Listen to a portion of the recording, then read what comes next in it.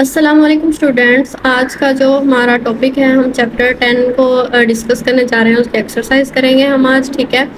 तो अगर आपने अब तक हमारे चैनल को सब्सक्राइब नहीं किया तो सब्सक्राइब कर दें। चैनल पे न्यू है तो वीडियो को भी लाइक करें, चैनल को सब्सक्राइब करें और हमारे इंस्टाग्राम को फॉलो करें, नॉलेज एंड एजुकेशन। और दोस्तों के साथ शेयर करना मत भूलें। ये वीडियो आपके लिए बहुत ज़्यादा इन्फॉर्मेटिव होने वाली है, ठीक है। तो इसमें आज हम क्या करेंगे, चैप्टर 10 को हमने इसकी एक्सरसाइज करनी है। तो सबसे पहले हम इसके एमसीक्यूज देखते हैं। In circle the correct option. The degree of hotness और कोल्डनेस इज कॉल्ड। कोई भी किसी चीज़ की जो डिग्री है, उसकी हॉटनेस है कि वो कितना गर्म है, कितना ठंडा है, उसकी हॉटनेस और कोल्डनेस जो है उसको क्या कहते हैं, उसको कहते हैं टेम्परेचर, ठीक है। द डिग्री ऑफ हॉटनेस और coldness is called temperature. The bulb of thermometer is filled with. जो हमारे पास थर्मोमीटर का बल्ब है उसके अंदर क्या फिल किया होता है, अल्कोहल फिल किया होता है। Centigrade scale is also called. जो हमारे पास सेंटीग्रेड स्केल है जिसको डिग्री सी से हम रिप्रेजेंट करते हैं, जैसे ये हमारे पास 0 डिग्री सेंटीग्रेड लिखा हुआ है, ठीक है, उसको उस स्केल को हम सेल्सियस स्केल भी कहते हैं, ठीक है। सेल्सियस स्केल हमारे पास करेक्ट ऑप्शन है। The temperature of boiling water in centigrade scale is. अगर हम सेंटीग्रेड स्केल में देखें तो वाटर का जो बॉइलिंग टेम्परेचर है वो क्या होगा, ठीक है। वाटर किस टेम्परेचर पे जाके बॉयल करना स्टार्ट करेगा सेंटीग्रेड स्केल में, अगर हम देखें तो 100 डिग्री सेंटीग्रेड उसका बॉइलिंग टेम्परेचर है। उसके बाद है the temperature of melting ice in Fahrenheit scale. वो वाला टेम्परेचर जहाँ पे बर्फ़ जो है जाके मेल्ट होना स्टार्ट हो जाती है, वो कितना टेम्परेचर होगा, और वो फ़ारेनहाइट स्केल में हमने बताना है, ठीक है। तो 32 डिग्री फ़ारेनहाइट जो है वहाँ पे इस टेम्परेचर पे जाके बर्फ़ पिघलना स्टार्ट हो जाती है। उसके बाद है when a 10 centimetre iron rod is heated to high temperature. अगर हमारे पास एक लोहे की सलाख है और 10 सेंटीमीटर की है, ठीक है, वो उसकी लेंथ कितनी है, 10 सेंटीमीटर। तो उसको अगर हम हीट कर रहे हैं हाई टेम्परेचर पे तो क्या होगा, उसका वॉल्यूम डिक्रीज करेगा, इंक्रीज करेगा, या डेंसिटी उसकी सेम रहेगी, या फिर इनमें से कोई ऑप्शन नहीं। तो उसका जो वॉल्यूम है वो इंक्रीज हो जाएगा, ठीक है। The average energy due to movement of molecules in substance is called. किसी भी एवरेज एनर्जी जो है किसी भी सब्सटेंस का जो में किसी भी सब्सटेंस के अंदर जो मूवमेंट ऑफ मॉलिक्यूल है, मॉलिक्यूल्स मूवमेंट कर रहे हैं, ठीक है, उसकी एवरेज एनर्जी जो है वो कितनी होगी, ठीक है। तो उस एवरेज एनर्जी को हम क्या कहेंगे, काइनेटिक एनर्जी, ठीक है। काइनेटिक एनर्जी इसका टू आंसर है। The energy that transfer from one object to another due to temperature difference is called. ऐसी एनर्जी जो एक ऑब्जेक्ट से दूसरे ऑब्जेक्ट में ट्रांसफ़र हो जाती है किसकी वजह से, टेम्परेचर डिफरेंस की वजह से, ठीक है। तो उसको क्या कहते हैं हम, हीट एनर्जी, ठीक है। हीट एनर्जी जो है वो एक से दूसरे ऑब्जेक्ट में ट्रांसफ़र हो जाती है। The gaps are left after every few metres in the railway track so that. जो रेलवे ट्रैक है हमारे पास कुछ मीटर्स के बाद उनके अंदर गैप रह जाता है, तो वो क्यों होता है, they can not be de tracked in summer due to contraction. Summers में वो जो है डी ट्रैक्ड नहीं होंगे क्योंकि वो कॉन्ट्रैक्शन हो जाती है, ठीक है। The rise of liquid in the thermometer is due to.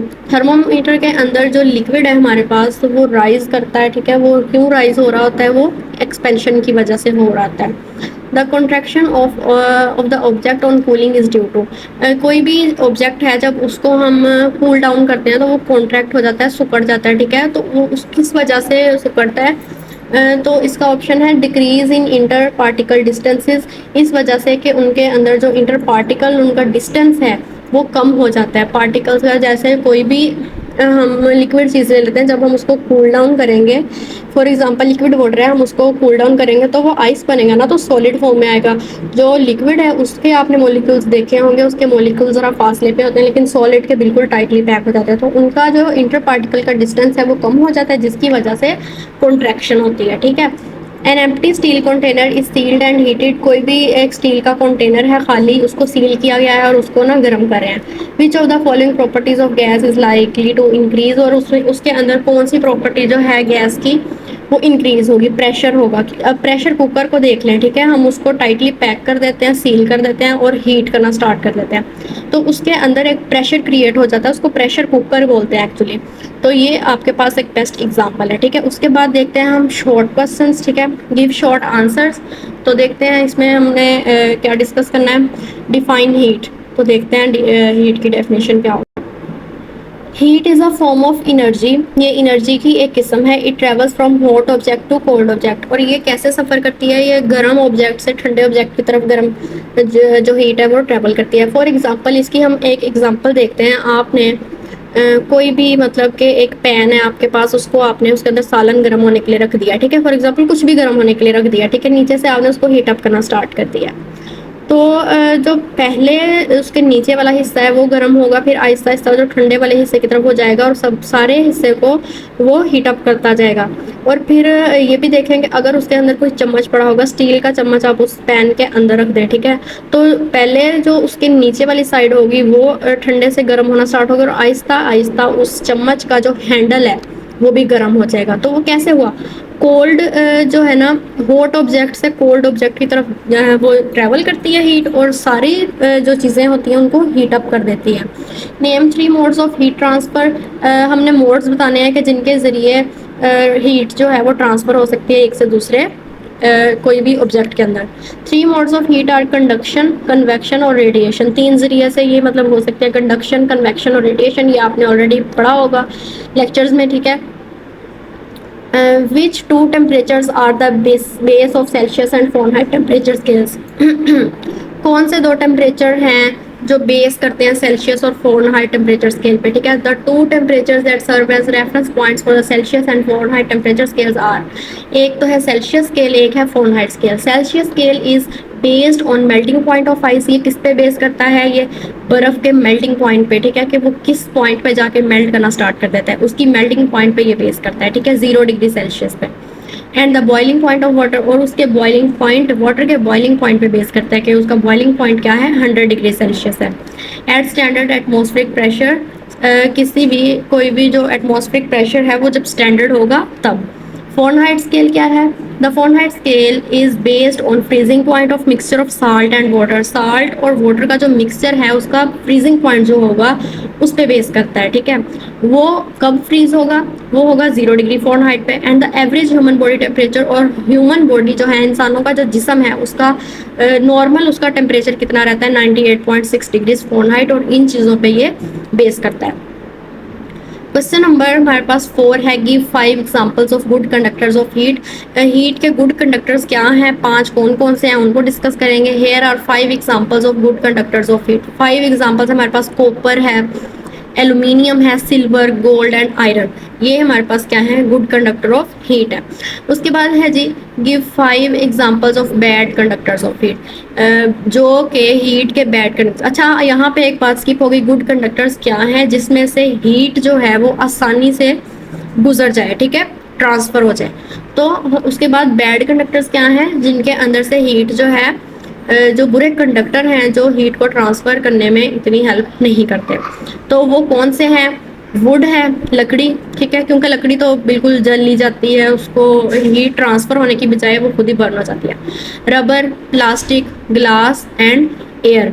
Gases in general R poor conductors of heat. Gases जो है बेसिकली ये हमारे पास पुअर कंडक्टर्स हैं, ठीक है, ये इतने अच्छे कंडक्टर्स ऑफ हीट नहीं। उसके बाद हमारे पास क्वेश्चंस हैं, कंस्ट्रक्टेड रिस्पांस क्वेश्चंस हैं, ठीक है। सबसे पहला है, how are expansion and contraction useful in thermometers. Thermometers जो है हमारे पास, जिसके ज़रिए हम टेम्परेचर को फाइंड आउट करते हैं, उनका क्या रोल है एक्सपेंशन और कॉन्ट्रैक्शन में, वो कैसे यूजफुल है, ठीक है। Mercury and alcohol are used in thermometers. Thermometer के अंदर क्या चीज़ यूज़ होती है? अल्कोहल यूज़ होता है, मर्करी यूज़ होता है, ठीक है।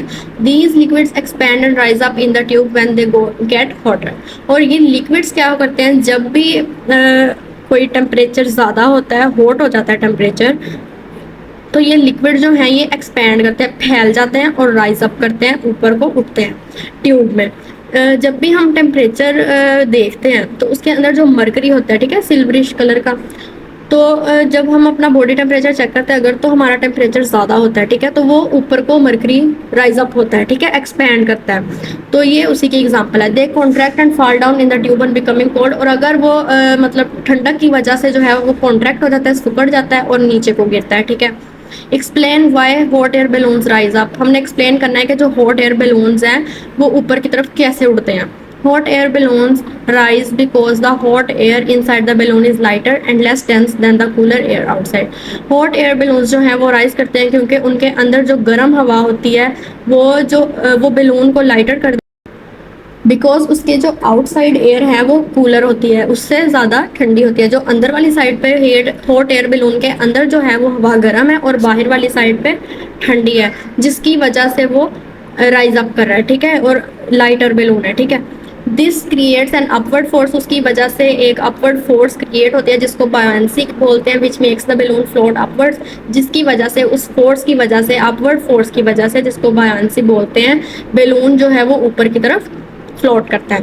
What does amongst the solid, liquid और gas expand fast and why? Solid, liquid और गैस तीनों में से कौन सी चीज़ जो है वो जल्दी एक्सपैंड होती है और क्यों होती है? Gases expand the fastest when heated because their particles are already widely spaced, allowing them to move more freely and fill a larger volume when heated. तो इसमें हमारे पास गैसेस जो हैं वो सबसे ज़्यादा तेज़ी से एक्सपैंड होती हैं, तेज़ी से फैलती हैं। उसकी रीज़न क्या है कि गैसेस में आपने जैसे कि मॉलिक्यूल्स देखे होंगे कि गैसेस में सॉलिड में टाइटली पैक्ड होते हैं, लिक्विड में उससे कम टाइटली पैक्ड होते हैं, और गैसेस में बिल्कुल ही वाइडली स्पेस्ड होते हैं, खुले खुले होते हैं मॉलिक्यूल्स। तो जो पहले से खुले होंगे, जब उनको हीट मिलेगी तो वो और ज़्यादा जल्दी से एक्सपैंड करेंगे, ठीक है, allowing them to move more freely, और वो और ज़्यादा फ्रीली मूव करेंगे और उनके अंदर लार्ज वॉल्यूम आ जाएगा जब उनको हीट अप किया जाएगा। नेक्स्ट क्वेश्चन है, expansion and contraction can be helpful in many areas of life, explain. Expansion और कॉन्ट्रैक्शन जो है ये हमारी ज़िंदगी में बहुत सारी चीज़ों में हेल्पफुल है, मदद करता है। कैसे मदद करता है, इस बात को हमने एक्सप्लेन करना है। सबसे पहले expansion gaps in concrete road. Concrete road जो है हमारे पास, उनके अंदर एक्सपेंशन गैप्स रखा जाता है, ठीक है। Concrete in roads and paths expand in summer because of high temperature. कोई भी हमारे पास जो कंक्रीट के रोड हैं या फिर सड़कें हैं, ठीक है, वो गर्मियों में फैल जाती हैं, एक्सपैंड हो जाती है। किस वजह से? क्योंकि गर्मी बढ़ जाती है, टेम्परेचर हाई हो जाता है। This makes the roads ruptured to avoid such loss. इसकी वजह से जो रोड्स हैं वो अक्सर फट जाते हैं, दरमियान से दरारें आनी स्टार्ट हो जाती हैं, और इस नुकसान से बचने के लिए small gaps are left after few metres in the concrete roads and paths. इसकी वजह से जो सड़कों में कंक्रीट रोड हैं या सड़कें हैं, ठीक है, उनके अंदर थोड़ा बहुत गैप जो है वो पहले से रखा जाता है, ताकि अगर वो बाद में एक्सपैंड भी हो तो कोई नुकसान ना हो। नेक्स्ट है रेलवे ट्रैक्स। रेलवे ट्रैक्स का क्या रोल है, ठीक है। Railway tracks expand in hot days. Railway tracks जो हैं, जो हमारी पटरियां हैं, वो गर्म दिनों में वो एक्सपैंड हो जाती हैं, फैल जाती हैं। If there is no gap, अगर उनके दरमियान गैप ना रखा जाए तो वो ट्रेन्स के लिए बहुत डेंजरस हो जाएगा। This is very dangerous for trains.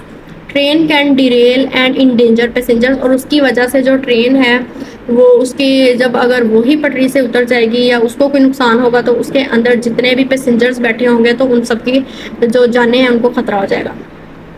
उसके बाद है एक्सपेंशन ऑफ ब्रिजेस। ब्रिजेस जो है हमारे पास, पुल जो है, उनके अंदर एक्सपेंशन रखी जाती है। उनके अंदर एक्सपेंशन कैसे होती है?